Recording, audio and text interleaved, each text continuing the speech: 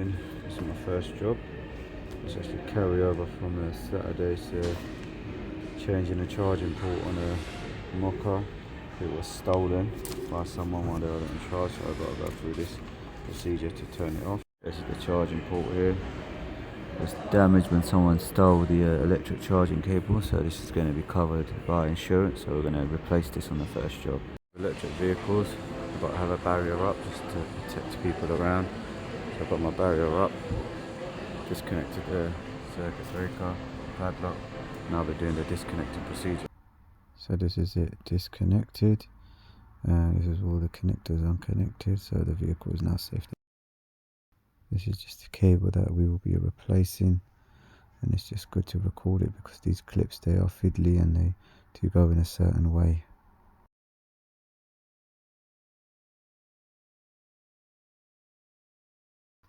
So this is the harness here, it's broken at the connecting plug. So this is the one that I'll be replacing with the new old cable off. I'll fit the new bracket, and now I'm going to fit the new cable in.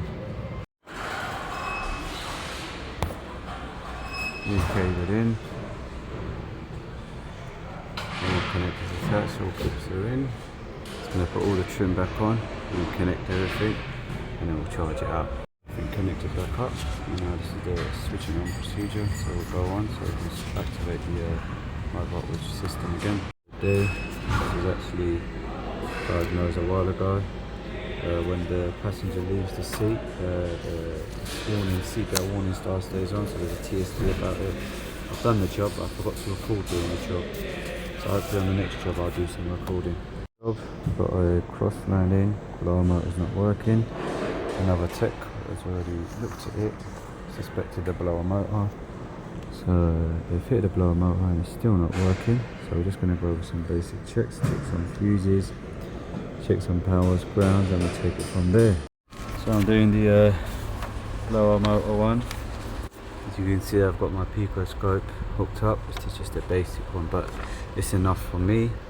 So look at the wiring diagram. I've got my power at pin 1. It's grounded by this blower motor control module when it receives a signal from the HVAC control module. This is the easiest place to get to because I'm not sure where that HVAC control module is. So I've got my picoscope hooked up.